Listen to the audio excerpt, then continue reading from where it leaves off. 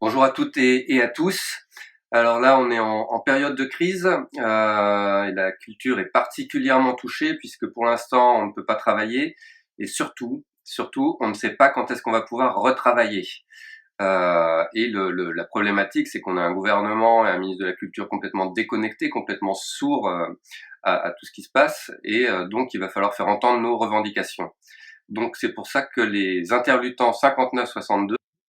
C'est quoi les intermittents 59-62 ? Ce sont des intermittents des Hauts-de-France, syndiqués ou non, qui se réunissent et qui luttent ensemble pour faire valoir leurs droits. Donc on a vu que le SFA, le syndicat français des artistes, était en train de plancher sur des revendications et pour les soumettre au gouvernement. Et il y en a 3 qui nous ont paru vraiment vitales pour notre survie et qu'on va essayer de vous expliquer dans cette petite vidéo.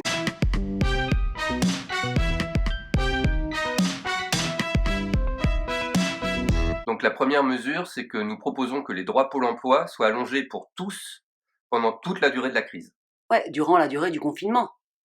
Ouais, mais non, pas seulement, parce que là, pendant le confinement, on peut pas travailler, mais le problème, c'est qu'on ne sait pas quand est-ce qu'on va pouvoir reprendre le travail. Là, les festivals sont annulés, les salles de concert sont fermées, les salles de théâtre sont fermées, donc c'est pas demain qu'on va pouvoir reprendre le travail.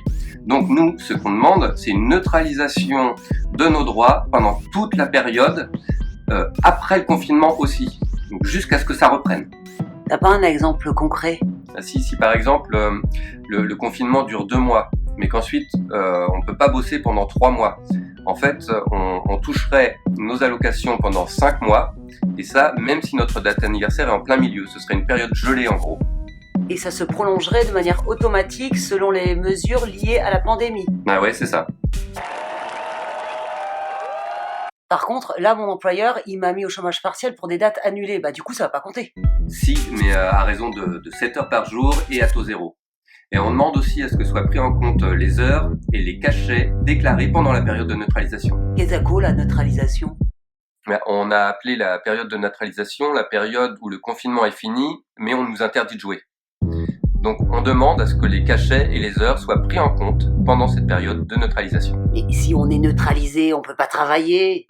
Mais si, il est possible que tu fasses quand même quelques cachets pendant cette période de neutralisation. Par exemple, si tu es chez toi, que tu composes un morceau, tu peux être payé. Si tu écris un spectacle, là on va peut-être pouvoir, après le confinement, on va peut-être pouvoir répéter quand même. Donc là on va pouvoir faire des heures et des cachets, et ce qu'on demande, c'est à ce que ces heures soient prises en compte dans notre indemnisation. Donc voilà pour la première mesure forte.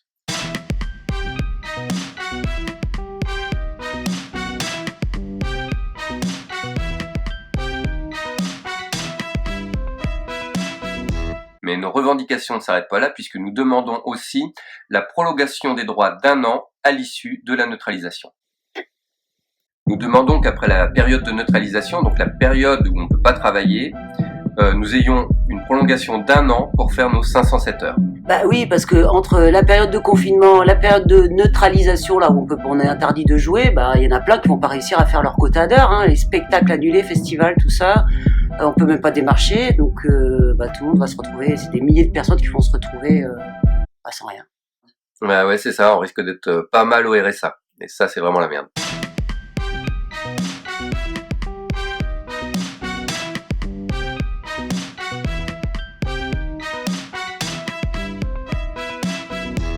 Par contre, on pense jamais à nous. Ben oui, parce que moi je suis pas encore intermittente, je devais être intermittente en juin.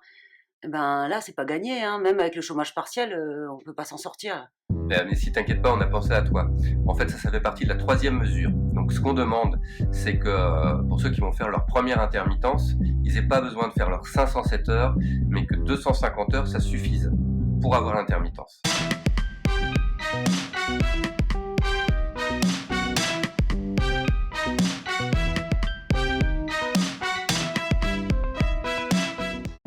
Bon, Bon bah voilà, j'espère que c'est plus clair, que t'es pas trop neutralisé par toutes ces infos.